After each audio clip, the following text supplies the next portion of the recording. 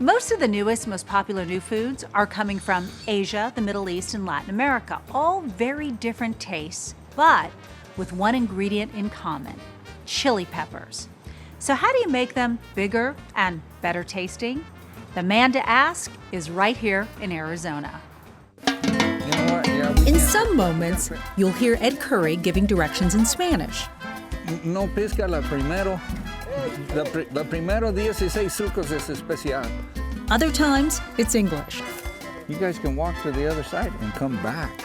Then back again. When you get a real sweet flavor and a little bite behind it, it's awesome. But the language that rolls off Ed Curry's tongue most fluently is probably heat, the bright, burning soul of chili peppers. We got some that are really mean. They hit you and they don't turn loose. And they don't turn loose for a long time. How hot will a pepper be? Ed says without tasting, the best way to guess is to look to see how far down the length of the yellow-white fibers does the capsaicin oil go. Capsaicin oil is what makes chilies hot. 1, 2, 3, 4, 5, 6, 7, 8, 9, 10. If it's a 10, it's really hot because the capsaicin goes all the way to the end. If it's an 8, then it's up here. If it's a very mild one, it would be like a 2. The other thing we watch for is how wide that band of heat is. So the further that goes down, the hotter it is. Ed Curry is into genes. No, not blue jeans. Genes like finding and refining the genetic traits of chili peppers. What we're trying to do here is improve this. Jalapeno, ancho, serrano, and many more varieties. Several of the major brands of canned and jarred chili peppers used by major restaurants and grocery stores are varieties Ed and his team have perfected here on the family farm in Pierce, Arizona. 90% of the breeding seeds for green chili peppers in America come from Curry Farms. My dad started growing chili in 1957. I was born in 56. So since I was 1 year old, I've been in the chili field. And that's partly why we do this. My mother and father loved this. Chili's what made their life. They moved here from Oklahoma. They started growing pepper. Ed started young on this quest. Ed's expert breeding is also at work to create chili peppers that have certain shapes and sizes that large food suppliers need. More than heat, it's what we're doing in breeding is about flavor. It's about flavonoids and what makes it good, besides just the heat. Another part of the industry that we deal with extremely is the color part, the color extraction. For many companies, they want to extract this red dye so it becomes usable for makeups, for lipstick, for those kind of things. It's real important, especially for the ladies that this goes into makeup on, that we take the heat out. Otherwise, they're gonna have hot lips. Now, I've been told that some of them don't need my pepper to make their lips hot, but This part of the state is ideal for growing peppers. High elevation, cool nights, more rain than most of the rest of the state.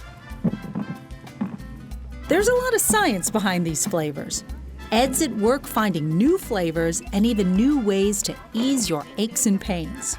it's mainly for aching muscles. There's some new studies showing that they can use capsaicin for local anesthesia on topical surgery. Lot of uses for capsaicin. Once the peppers are out of the field, they come here to the farm's processing plant. The flesh and pulp are separated, heated, and dried. Much of this will go into chili powder and paste. We range from extremely hot to extremely mild. And what we like to do, my favorite, what many of the canners are wanting is that medium heat with a little bit of sweet flavor behind it. And that's what we've been breeding for, is to get that little niche. But the real treasure is here. The genetic genius of what's inside these seeds that will go to other growers in the Southwest and the rest of the country. Ed Curry has never stopped being fired up about chili pepper. He keeps this rig at home to roast and taste what comes out of his fields. Water and some foods may be able to quench some of the burn in the hottest chilies growing on this farm, but nothing will ever douse the passion this man has for this strange and spicy plant. Arizona Highways Television is brought to you by Arizona Public Service and the Arizona Office of Tourism.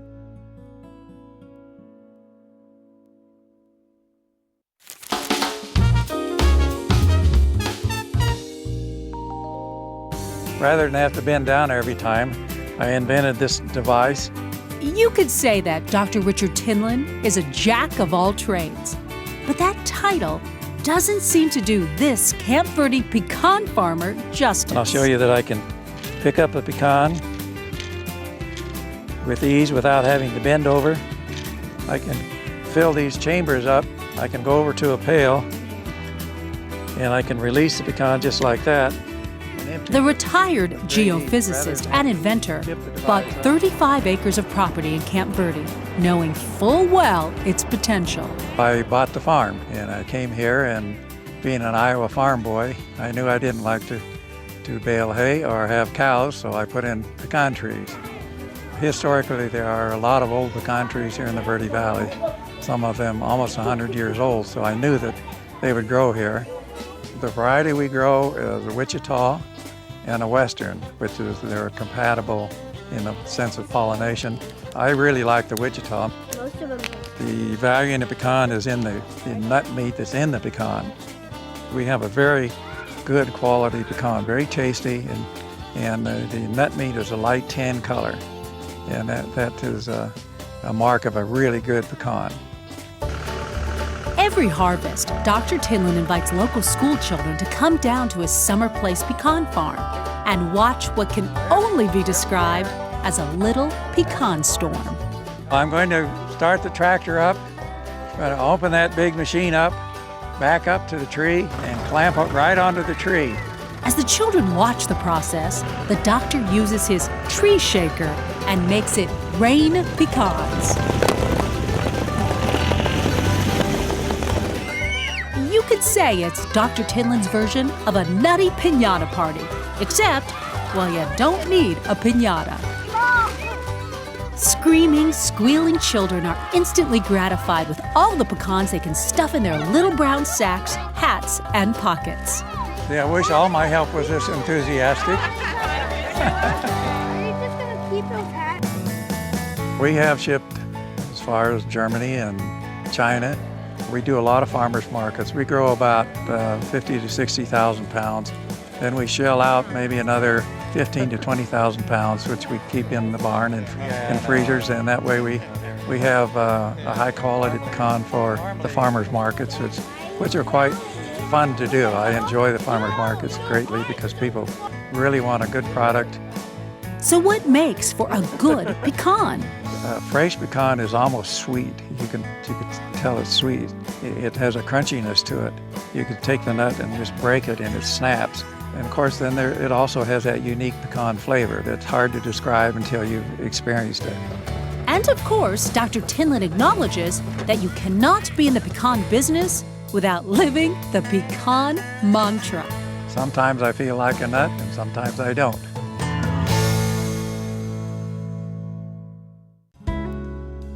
Arizona Highways Television is brought to you by Arizona Public Service and the Arizona Office of Tourism.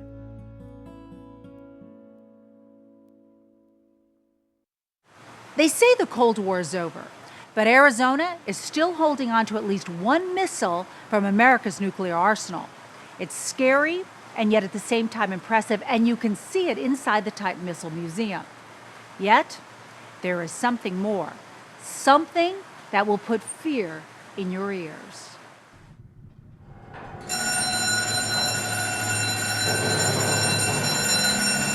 About a half hour south of Tucson, there is a hole in the ground. People flock here to Sahuarita to see it. It isn't often that you get to stand right next to the largest nuclear weapon that the United States ever deployed. It isn't really often you get to stand next to any nuclear weapon, and so there is a kind of wow factor in that. So up in the nose cone, there is a single, very large hydrogen bomb, a thermonuclear weapon. It has a yield of 9 megatons, which means that it has the equivalent explosive power of 9 million tons of TNT. This preserved Titan II missile site, officially known as Complex 571-7, is all that remains of the 54 Titan II missile sites that were on alert across the United States from 1963 to 1987. Big Red Safe is called the EWO safe. EWO stands for Emergency War Orders. A lot of the crew used to call that the go-to-war safe, because there's no reason to open it unless you're going to war. 2 combination locks on it, one for the commander, one for the deputy. They know their own combination, but they don't know each other's. So they both have to agree to get inside the safe. The missile could launch from its underground silo in just 58 seconds. The Titan II was capable of delivering a 9 megaton nuclear warhead to targets more than 6,000 miles away in about 30 minutes. We have 3 targets, 3 pre-programmed targets that we could launch against. They are targets 1, 2, and 3. Their locations were classified and unknown to the crew and remain classified to this day.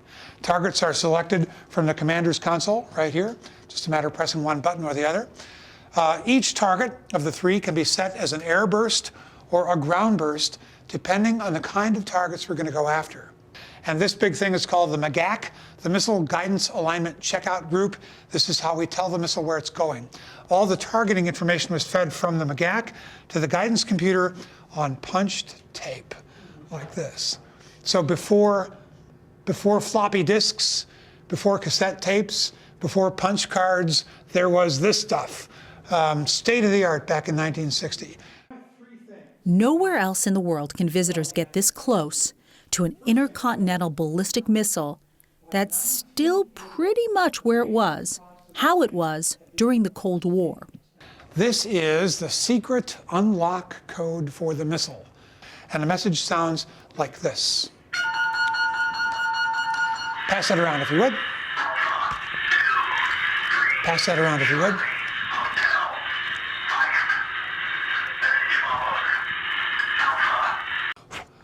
Open this up, pull out a card inside. If the code word on this card that's been in the safe all these many years matches the code word they just sent us in the radio, then this is not a drill. This is a legitimate order to go. The complex was built of steel, reinforced concrete with walls as much as 8 foot thick in some places. Several 3-ton blast doors sealed the various areas from the surface and each other. The top level of the silo lets you see the silo missile doors.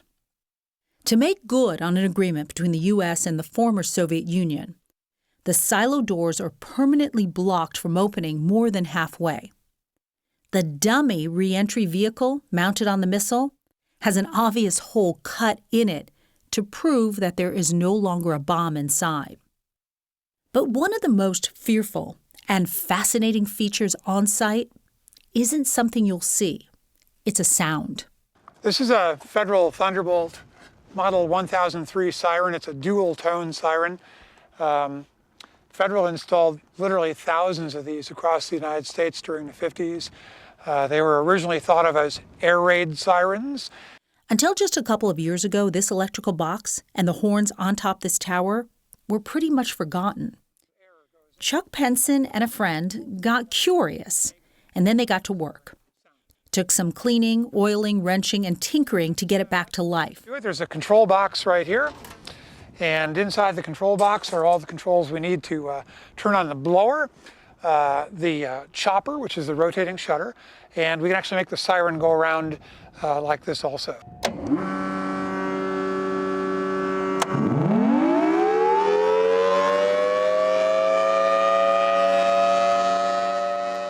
There's no set schedule for running the Thunderbolt. Usually it's fired up no more than once a month. When it does, it gets lots of attention, sometimes too much. Yeah, I heard it, so I want to check it out. The day of our visit, it got people calling the Pima County Sheriff's Office. Deputies showed up to check it out. And the reason it was put in is because of a very serious accident that happened at a site like this in Little Rock, Arkansas in which ultimately the missile exploded in the silo. And so they thought, maybe it would be a good idea to have a way of warning the kind of local population that something's going on at one of these sites, that they might want to get out of town for a little while. We don't run the siren on a regular basis. So when we do run it, we try to time it so that we run it for a group that's just come up from underground, or maybe for a group that's just going to go underground. And so they get to really experience it, firsthand. Most visitors wonder, what was it like to be part of the crew that might have launched the missile? To have, as they say, your finger on the button. It takes 2 keys to fire the missile. Put a key in here. Well, there is no button. There was a key. 2 of them, actually. Keys are far enough apart that not even a long-armed guy like me can reach them both. Keys must be turned within 2 seconds of each other, and they're spring-loaded, so you got to hold them in the turn position for 5 seconds before the launch will start. That guarantees that 2 people will be required to do this. On each underground tour, one visitor gets to follow through on turning the key that could have started World War III. And now it's payback time, Commander. So what you're going to do, you're going to use your left hand. You're going to give me a countdown. 3, 2, 1, turn keys. Try it once. 3, 2, 1, turn. Excellent. When you get to turn keys, we always invite one of our guests to sit in the commander's seat and give us a countdown and turn the keys. And I have had people refuse to turn the keys, even knowing that it's just a simulation.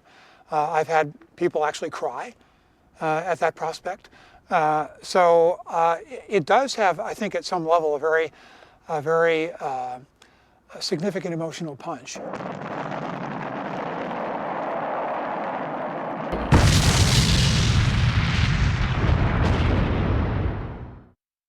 I think what people always come away with here is a sense of kind of awe about how enormous this weapon actually was. Arizona Highways Television is brought to you by Arizona Public Service and the Arizona Office of Tourism.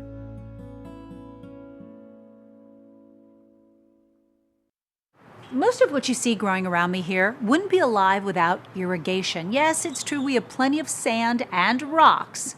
Yet you're going to want to take a closer look at some of those rocks when you visit a very special nursery in Tucson. And that's because some of their rocks are alive.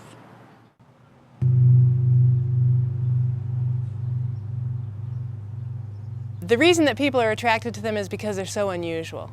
They look like little rocks sitting on the surface of the soil, and people can't quite figure out what they are. I'm surprised how many times people say, "Is this a plant?" We're inside Plants for the Southwest, one of Tucson's hidden treasures for anyone with a green thumb. There's cactus and lots of desert plants you'd expect to find here, and some you wouldn't. They call these living stones. They're not cactus, not shrubs, and no, not rocks. Living stones is a common name for lithops, and lithops are, they're hard to describe if you don't see them. They look like little growing pebbles. They're weird and beautiful. Just ask Shane Evans. Lithops start out as a seed, like everything. The seed grows, they keep splitting, and when I say they split, the main pair of leaves open up, and out of the center of that main pair of leaves emerge a new pair of leaves every season. How the heck do they photosynthesize? What's most amazing about these plants is how their life cycle kicks into overdrive when they know they're finally about to get some water. When the fruit gets wet, the fruit is star-shaped, and it opens up so that it opens almost. You can see it open, you can watch it open. As it opens, it has little channels within the fruit. When raindrops hit the center of the fruit, the raindrops push the water through the channels with the seeds in them and make the seed scoot out of the fruit into its growing medium. In the morning, we have a plant that's getting ready to flower this afternoon. The buds are coming up. These are the flower buds. These are buds that have opened for a couple of days, so they haven't closed quite as tightly. And by mid-afternoon, all of this will be a big sea of yellow.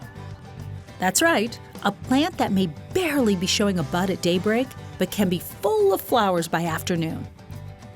Lithops won't do this all year round, but when they do, it's spectacular.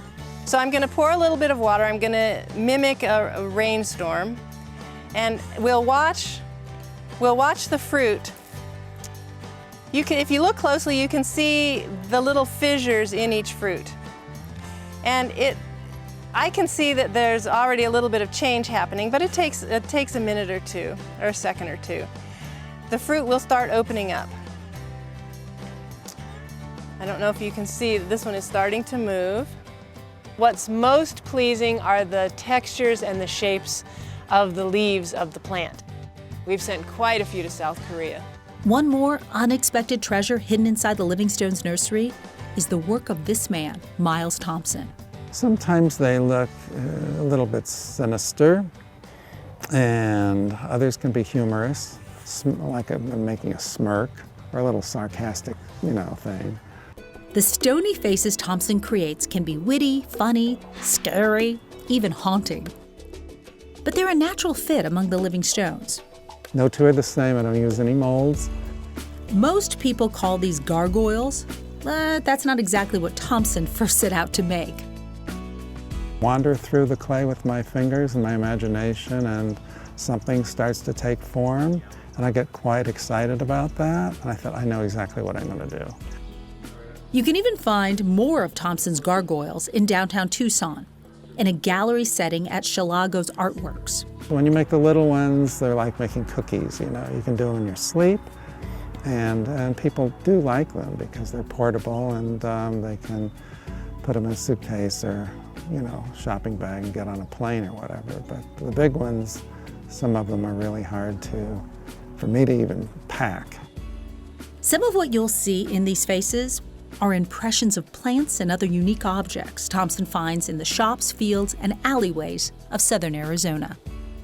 I'm always looking for textures. Like I'm in a grocery store and I'll see an interesting vegetable, or a Chinese market and I'll see an interesting weird plant that I've never seen before that's edible, but it's got an interesting texture. Or rocks. Go to thrift stores, you find something, a broken toy that's got an interesting texture. Wood bark. The most obvious one would be the cholla wood, which has got a nice skeletal pattern.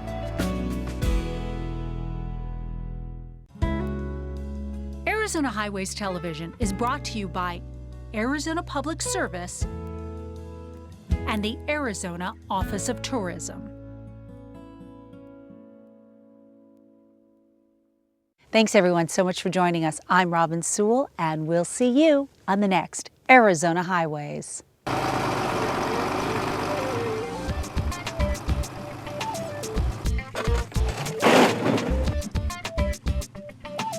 3, 2, 1, turn. Hold, you may release. That's all there is to it. The green light turns on, it says launch enabled.